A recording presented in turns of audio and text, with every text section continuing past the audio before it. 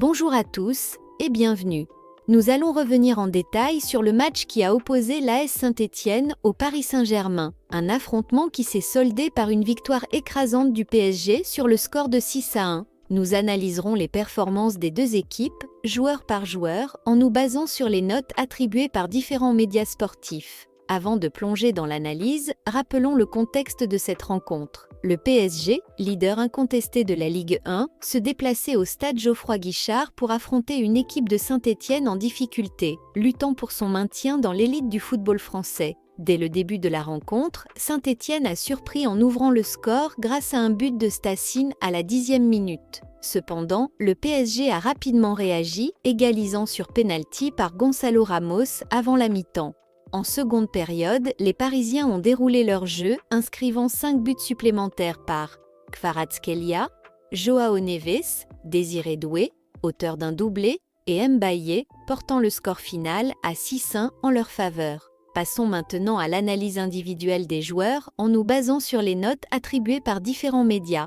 AS Saint-Étienne, Bouchoirie, 3,5 sur 10. Le milieu de terrain marocain a montré de belles choses en première mi-temps, parvenant à porter le ballon vers l'avant et éliminant des adversaires grâce à ses dribbles. Toutefois, en seconde période, il a été moins en vue, ne bénéficiant plus des mêmes espaces pour s'exprimer. Batoubin Sika, d'après l'équipe, le défenseur central a tenu bon en première période, remportant des duels importants. Cependant, il a commis une erreur dès la reprise, sa relance étant contrée et menant au deuxième but parisien.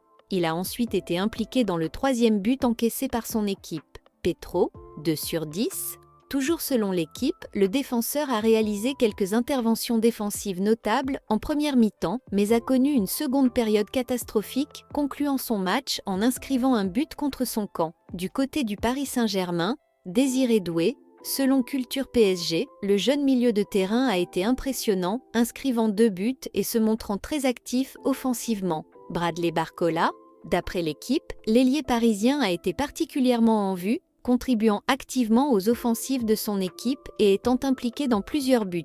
Matvey Safonov, 5,5 sur 10, le gardien du PSG, noté par 90 minutes, a été sollicité en début de match, encaissant un but sur lequel il ne pouvait pas faire grand-chose. Il a ensuite réalisé une sortie décisive juste avant la pause pour empêcher un second but de Saint-Étienne. Sur le plan tactique, Saint-Étienne a débuté le match avec une approche agressive, pressant haut et mettant en difficulté la défense parisienne. Cette stratégie a porté ses fruits avec l'ouverture du score précoce. Cependant, cette intensité a été difficile à maintenir sur la durée, et le PSG a progressivement pris le contrôle du jeu. Le PSG, sous la houlette de Luis Enrique, a démontré sa capacité à s'adapter et à réagir face à l'adversité. Après un début de match compliqué, les Parisiens ont ajusté leur jeu, exploitant les espaces laissés par Saint-Étienne et capitalisant sur les erreurs défensives de leurs adversaires. Après la rencontre, l'entraîneur du PSG, Luis Enrique, a exprimé sa satisfaction quant à la performance de son équipe,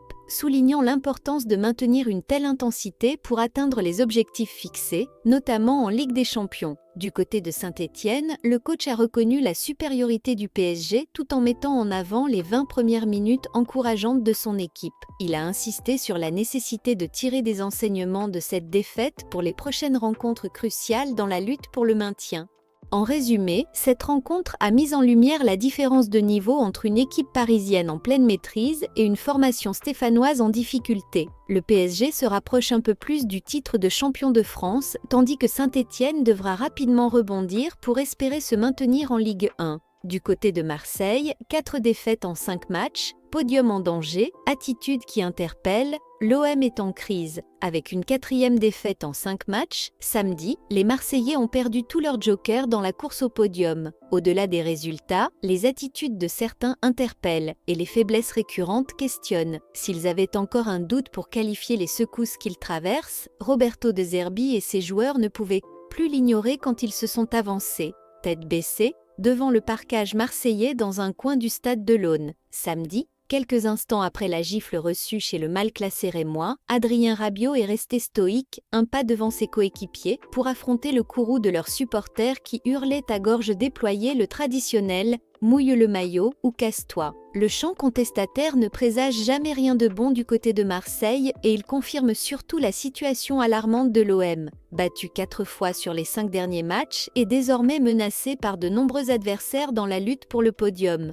Et Leonardo Balerdi, défenseur central, a subi une blessure au genou gauche lors du match contre Reims, suscitant une vive inquiétude au sein du club phocéen. L'incident s'est produit à la 16e minute de jeu, apparemment suite à un mauvais appui. Malgré une tentative de continuer après un bandage appliqué par le staff médical, Balerdi a dû quitter le terrain à la 34e minute, remplacé par Neil Maupay. L'entraîneur de l'OM, Roberto De Zerbi, a exprimé sa préoccupation déclarant que la perte de Balerdi pèse encore plus que la défaite subie contre Reims. Il a souligné l'importance de Balerdi dans la défense marseillaise, notant que son absence affecte significativement les performances de l'équipe.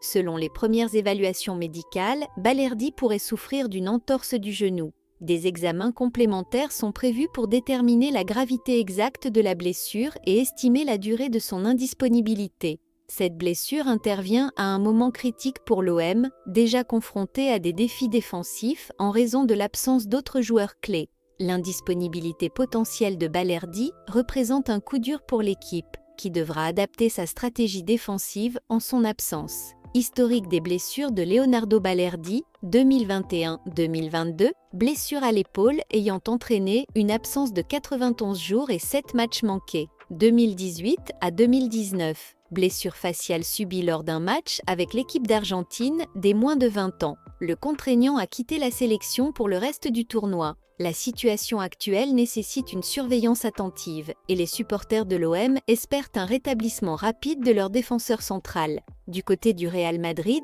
l'attaquant français Kylian Mbappé offre la victoire au Real Madrid ce samedi soir grâce à 2 gestes géniaux. Le premier, sur penalty, le deuxième, sur coup franc.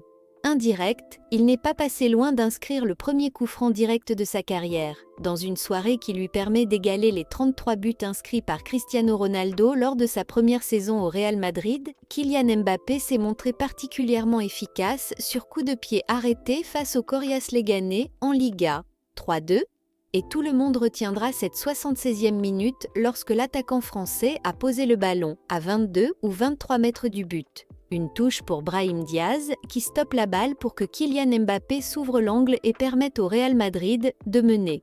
3-2, il ne pourra pas compter comme direct, mais c'est bien un sublime coup franc pour le Bondinois. La conclusion d'une soirée difficile pour son club, qui avait pourtant commencé par un autre geste inédit de la part de Kylian Mbappé, une panenka pour ouvrir le score après un pénalty discutable accordé sur une faute contre Arda Güler. Mais derrière, le Real Madrid a perdu les pédales, laissant Leganés égaliser dans la foulée et prendre l'avantage. Un but de l'inévitable Jude Bellingham, en tout début de deuxième période, avait permis à Madrid de revenir à hauteur. Avant donc, ce coup franc joué à la perfection. Le Real Madrid profite du nul de l'Atlético de Madrid à l'Espagnol Barcelone, 1-1, pour prendre 6 points d'avance sur son rival. Bloqué à la 3e place, les coéquipiers de Kylian Mbappé rejoignent donc le Barça en tête avec 63 points après 29 journées. Mais les Catalans ont un match de moins au compteur. Ils reçoivent Gérone ce dimanche à 16h15. C'était tout pour ce revue de presse.